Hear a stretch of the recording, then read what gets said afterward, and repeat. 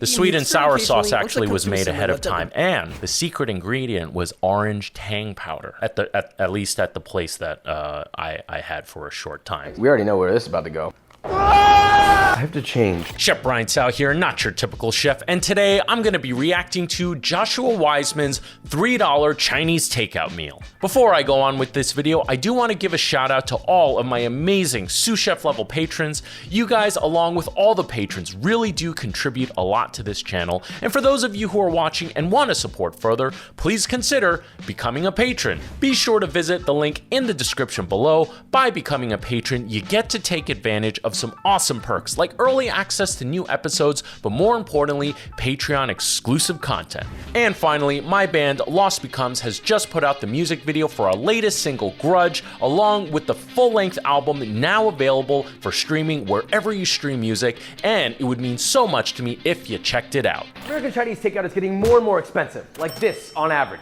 I think it should be that price. That's but cheaper. Yes, making it at home is always going to be cheaper based on just food cost alone. Let's keep watching the video and I'll emphasize, I brought this up before, but I'll emphasize about it more as we keep watching. And you know, unfortunately, I mean this when I say it like this, unfortunately, Chinese food has become greatly undervalued now because there's so much cheap Chinese food available. Josh, you really got to get a clean apron.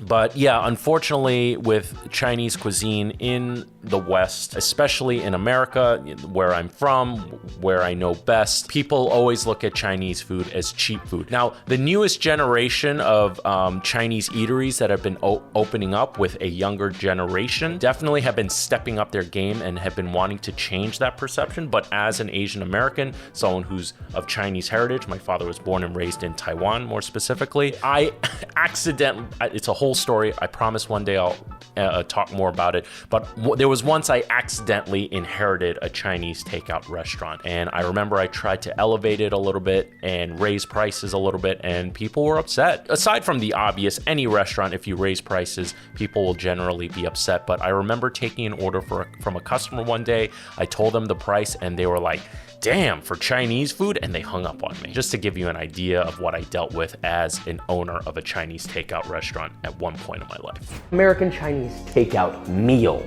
Inflation's real. I'm sorry. Inflation is real. Rising very real. It is way more expensive for everything. I even have this little list, like fry oil, man, has gone up an insane amount. I'm constantly monitoring food cost at my shop, and I need to watch out for what things are costing, because that is going to be the difference between if I get paid or not, you know? Just to give you an idea, in 2019, 30 dozen, a case of eggs, which is 30 dozen, was $32. Today, it is $89 a case, okay? Fry oil, a 25-pound container, used to be $23 a case.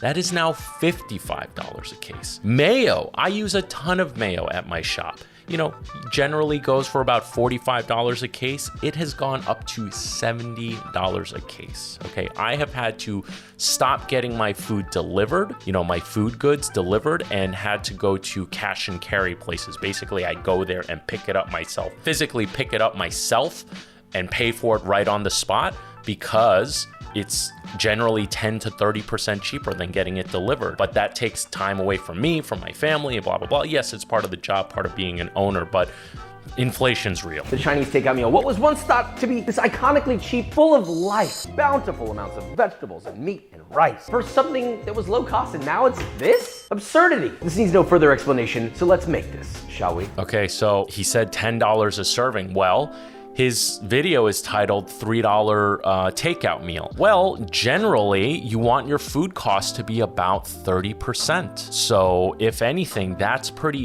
an accurate food cost, but don't forget the overhead. So labor is like, you want it to be generally around 30%. A place like mine that offers health insurance, that brings us up to like 34%, 35, 36 sometimes, depends how busy we are a month. You know, there's workers' comp insurance, there's And then that's not even, talking about rent, utilities. By the time everything comes together, your profit margin, if you're lucky, is like 10%. High cost. So for a Chinese restaurant to charge $10 based on a $3 food cost, to me is very, very accurate and what it should be. Let's start with the rice. 2 cups or 380 grams of white Colander. rice. Do I even have to say it anymore? Just watch it. Although I will admit, when I'm making small batches at the restaurant, or past restaurants rather, because we're doing like a sushi special or something, that's actually exactly how I will clean my rice. Rather than like putting it in the rice cooker and rinsing it off, like I just find this to be a lot easier. Take that with whatever you got, but we all know the right way is with a rice cooker. Which, if you're using one, would be 2 cups or 473 milliliters of water. Close it, press the on button, and you're done. Your general rule of thumb is 2 to 1, but it also depends on the type of rice that you're using. So a short grain rice, I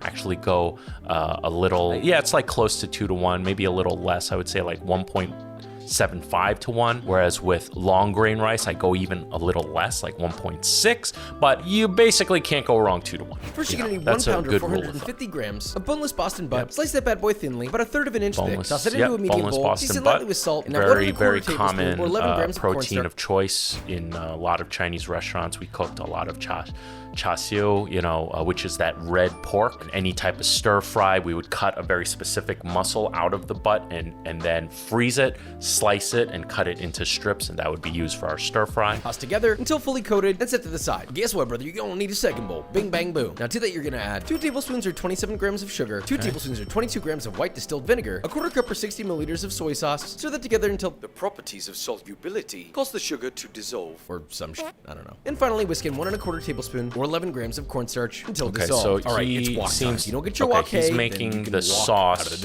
ahead of time, the fully assembled sauce. About 2.5 tablespoons. Heat over high heat, and once that's which in the Chinese restaurants that I worked at, that's actually not typically how they do it. They have that's not true. It's both. So they will typically have a dark sauce and a white base sauce. Both the dark sauce is pretty much mainly like sugar, ginger, scallion, touch of MSG. So that's like the base, right? And a little water as well. The white sauce is basically ginger, scallion, a little white pepper, or something else, and I can't remember for the life of me. Anyway, then they'll have all these little bowls like next to their wok station, right? It'll be right here on the side. And those little bowls will have the Shaoxing, or even in squeeze bottles, Shaoxing wine, oyster sauce, hoisin sauce. And they actually like build the sauce ingredients in the wok spoon. Either they'll scoop it out of the little bowls, or they'll take the squeeze bottle and put it into the wok spoon. And while the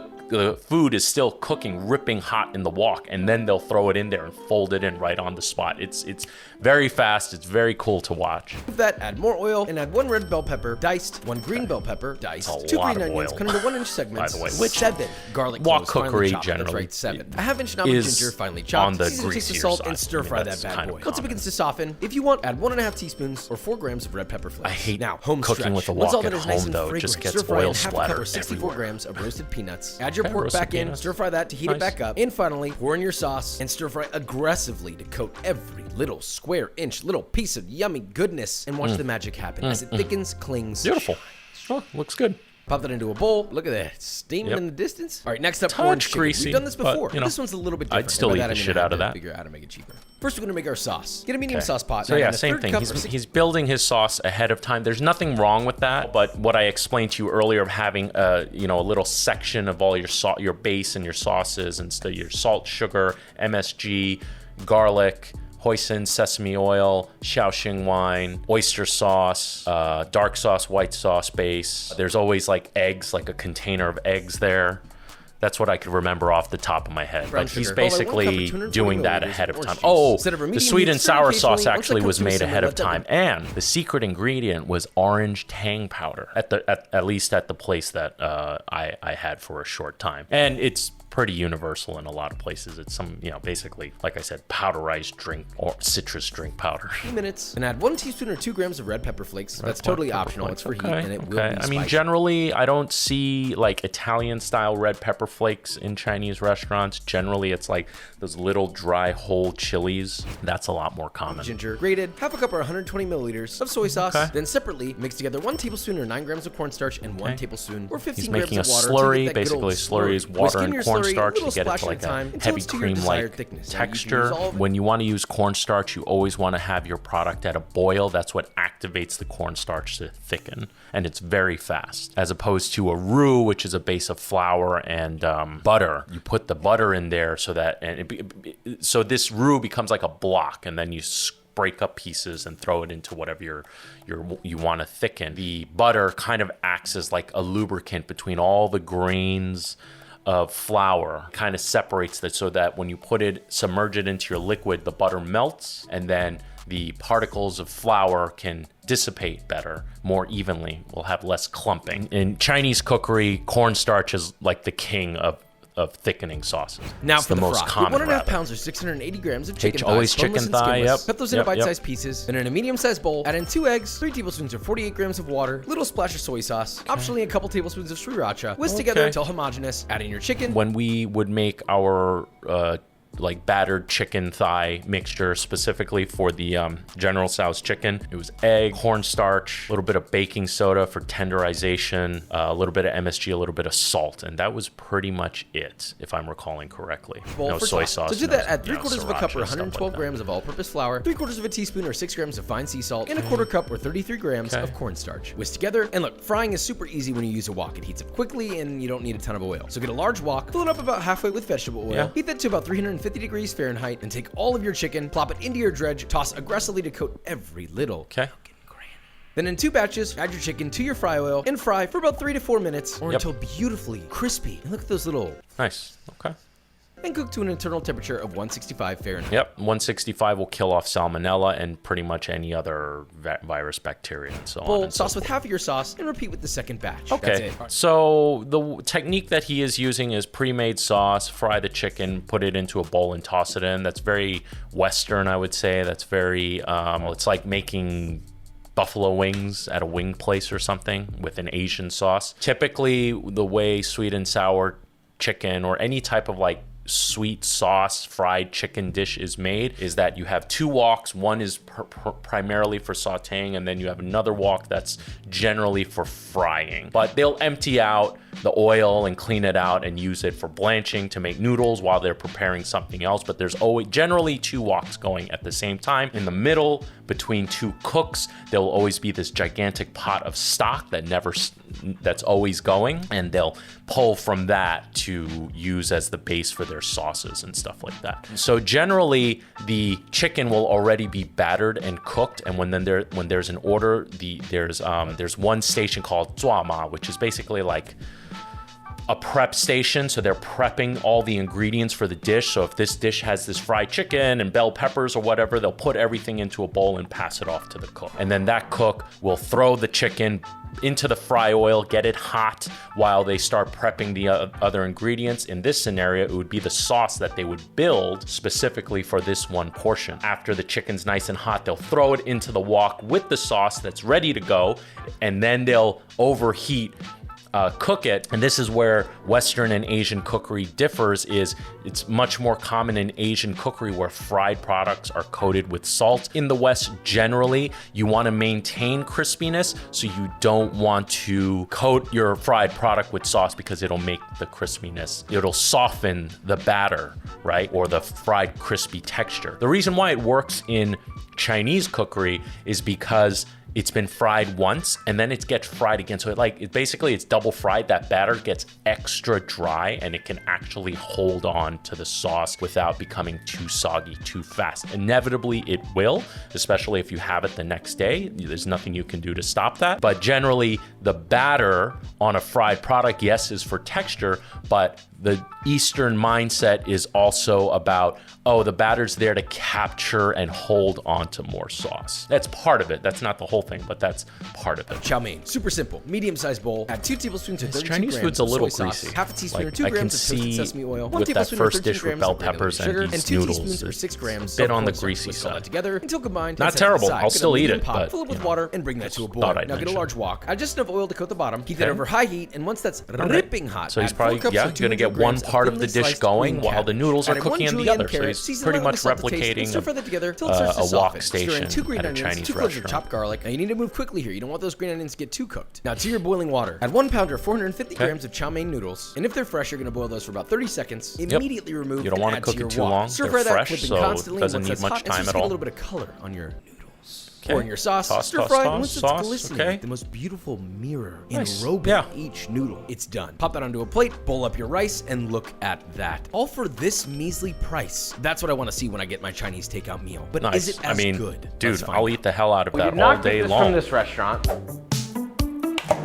Woo! Let's go. Yeah, I mean, he's saying $10. I would say even $10 is a little too cheap, at least these days. I remember as a kid, some of these places would sell you like you pick 3 and get a side of rice. It was like $5, $6 way back in the day. Obviously, those days are gone now. But again, so what I want to emphasize is that this is based on food. The number he's giving you is based on food cost alone. It doesn't keep account for the time that it takes for you to go shop all this product. You're not going to be able to buy 1 tablespoon of sugar, so you have to buy the bag. Unless you have the sugar and salt already you can draw from, yeah, then that's very accurate. But you did spend the whatever amount of dollars it was to get this bag of sugar, this box of salt, the bottle of soy sauce. And that will make you many more portions of this, but how many of you out there are making Chinese food 5-6 days a week, unless you're Chinese yourself or an Asian food fanatic? Again, I'm not saying he's incorrect. I'm just pointing out that this series